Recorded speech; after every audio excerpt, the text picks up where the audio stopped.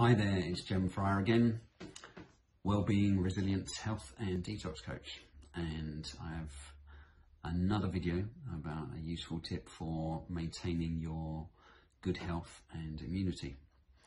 And this one's all about sleep, and it's often one that's overlooked by people. People don't recognize how serious and important it is to have good sleep. And I was struck by this a while back when I was reading some research about what was happening with Navy SEALs in America. So that's an elite army force that were being constantly pushed in their training to build their resilience and adaptability by doing things like waking them up at any time in the night and giving them a very limited amount of sleep and getting them to do trainings all the time and what have you. And although the intention was to make them more resilient, actually what they were finding was over time a lot of these soldiers became iller and iller, and their whole immune systems were breaking down. And they were looking at all these causes that might be behind what was happening to them. And then at some point suddenly discovered that actually it was all about the sleep. So our bodies are designed to sleep well, to recover. And if we don't give ourselves enough sleep, it has a massive impact on our health and well-being, our physical health and our mental health as well.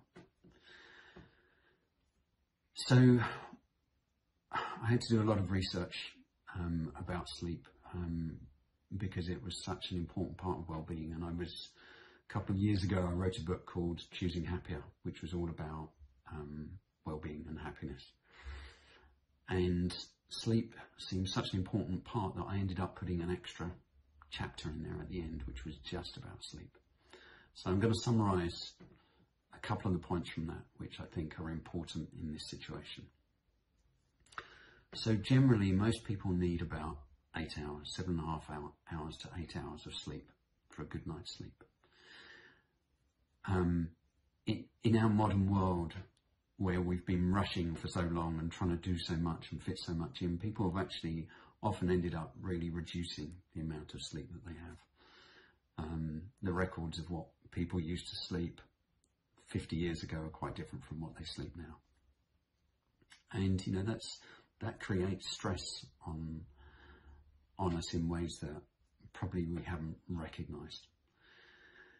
So it may be a time when it's about giving yourself permission to sleep properly again.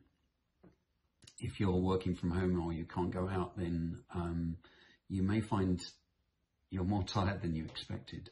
If you get ill, you definitely need to sleep. If you see an animal in nature that's ill, it will often go and hide under a bush and sleep until it's recovered. So if during this process you find that you're really tired in the afternoon and fancy a nap, then go for it. Because actually there's a lot of research about napping as well, where it seems that historically in our evolutionary process, we used to nap as part of our daily process. It wasn't all about only sleeping from 10 o'clock at night or whatever. It often happened during the day, and it's a way for our body to keep regenerating itself.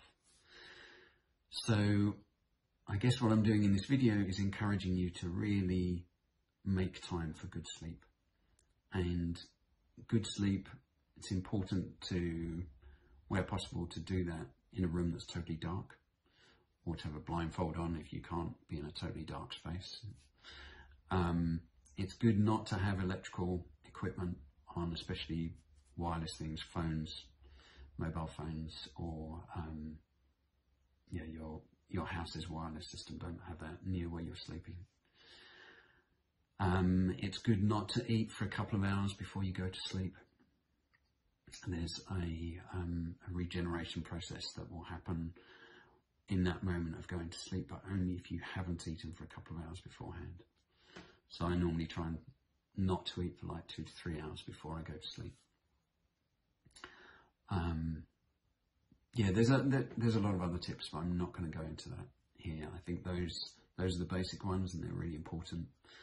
I encourage you to give yourself permission to sleep well and to nourish yourself in that way.